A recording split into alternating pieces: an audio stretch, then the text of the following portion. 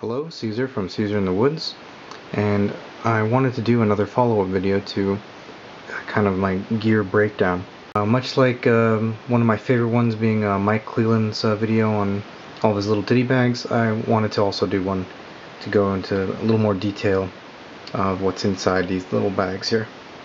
In my gear kind of base pack weight breakdown, I only kind of show you some of these and move on quickly. It's kind of hard to go through all the different kind of gear, and I can just kind of go through all the weights right now before I forget, and then look into the gear. So over here, this is my little baggie of cord and string and hooks and stuff. This is for my tarp to set up. This weighs 28 grams, or roughly an ounce. Here's my headlamp and a few straps, which you will soon see, and that is a total of 37 grams. And for those of you wondering, I guess some of you that are perhaps like anti-stuff sack, this little stuff sack only weighs 2 grams.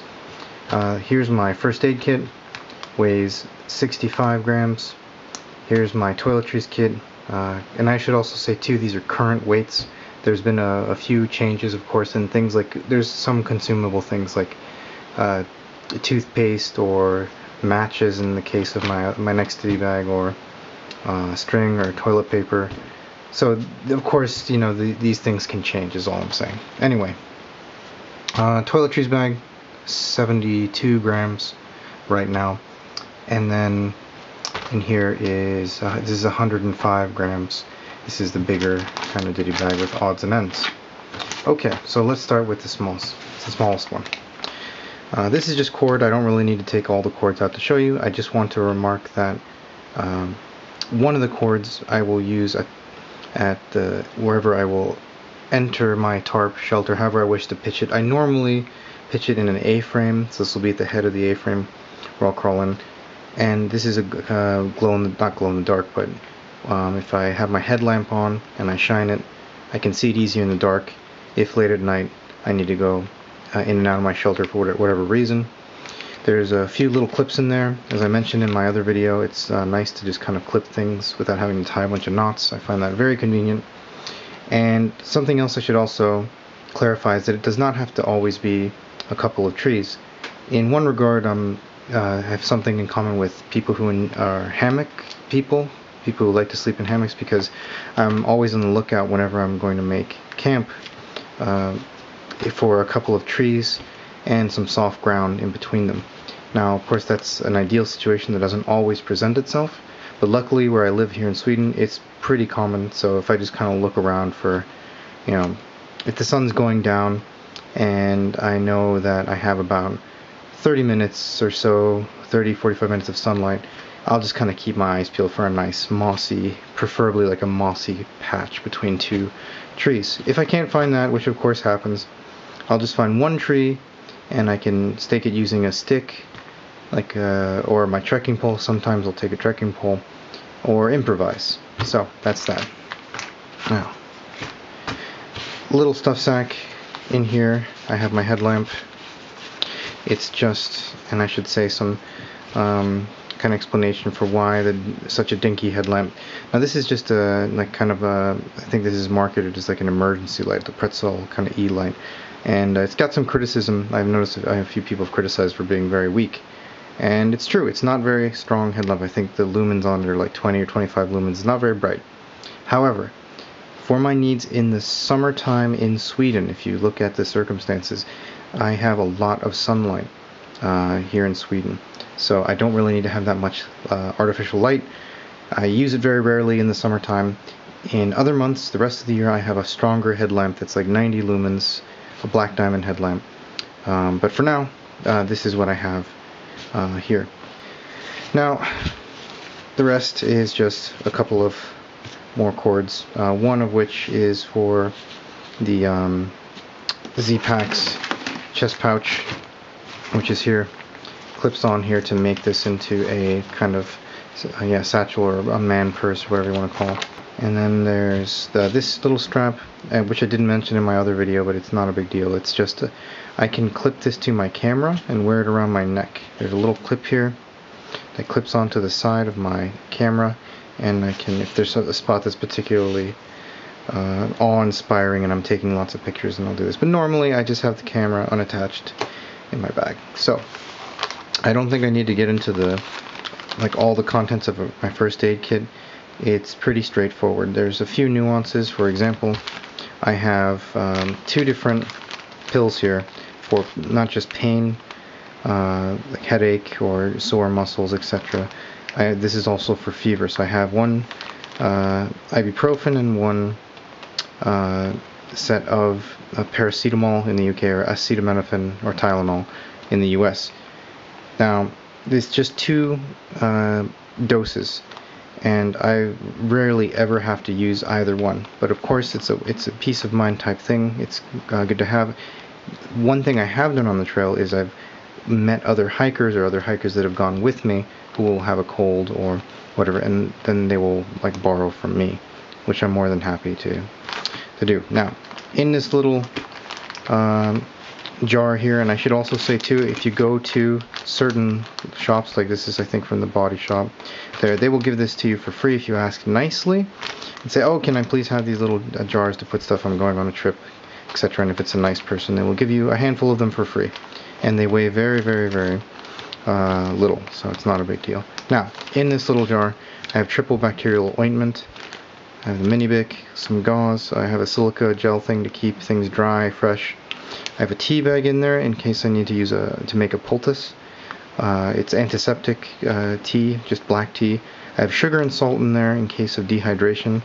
I've never had to use that in recent memory. I have in distant past been very dehydrated, and you dump some salt and some sugar into your water and drink. But again, just in case. Band-aids, blister pads, gauze, yeah. Toiletries bag. And this actually is the stuff sack that came with my Montbell windbreaker, and the stuff sack itself only weighs 3 grams, so it's really not that much of a burden. So this actually is to clean up my glasses and the camera. This is sunblock. I rarely use this. I happen to be Latino, so as you can see, I'm a little darker than some people, so I only will apply this really to my face, underneath my eyes, like kind of sensitive spots on my face. Here is the newest addition to my kit. I actually mentioned this in another kind of post-hike video. This is toothpaste tablets, and this is something that's new. I've tried them here at home, and I really, really, really like them, so I'm very happy about this. Decrease in weight and bulk both, and also convenience. They're actually more convenient to use than toothpaste itself, so I'm very happy. And of course, a little silica gel thing to keep them dry and fresh. Toothbrush, yeah, I cut it off to make it. It's mostly not really the weight. Honestly, it's the bulk. It's kind of hard to take the long pokey thing with you. And biodegradable soap. I haven't filled it up for the past few trips now. This little thing will last me like 4 or 5 days once it's full. It's very concentrated. I find 3 or 4 drops of it is fine to wash up the essentials, of course. Rubbing alcohol gel. This is also good. I mentioned before in the first aid kit, I've had other people that you meet on the trail, kind of I'll give them stuff. This is good if you are sharing like a shelter and there's somebody who's kind of grimy. And over here is just some Vaseline in a little jar, again from Body Shop, just a free little tub here with Vaseline, which I use as lip balm or other dry spots on my skin. This one I'm going to have to dump out because there's a lot of stuff in this one. This is the big one. So the Ziploc bag, of course, I mentioned it's oversized so I can put electronics in there. Just a piece of paper, a pen with duct tape wrapped around it. Duct tape, of course, 101 different uses. Toilet paper, somewhat controversial among the absolutely obsessed gear geeks. I actually will use both natural materials and toilet paper to take care of my hygienical needs, if you will. But this got like I think 10 different tissues in it. This will last me actually a week because again I'll supplement natural and one of these. And plus, of course, if you walk by a trail shelter with a outhouse, then of course sometimes there's toilet paper in there that you can use. Now, a spare bottle cap from my water bottle, a little thing of super glue. This is the second one that I've had to buy in the past few years. The last one I used to make repairs on my shoes and a few small kind of gear repairs. So a little thing of super glue. People say you could use it for first aid, but I have never had to use that for first aid, luckily. Right, matches. Some spare batteries are in there. I think I have a few, yeah, for my headlamp. These also work with my spare little photon light. And some string in case I need to, like if there's a break in my string for my tarp or whatever. Many different uses for string. A safety pin with these are like the wire that come with bread. It's nice to have a little bit of wire sometimes to kind of fix things, to improvise with. A tweezer thing to pull off ticks.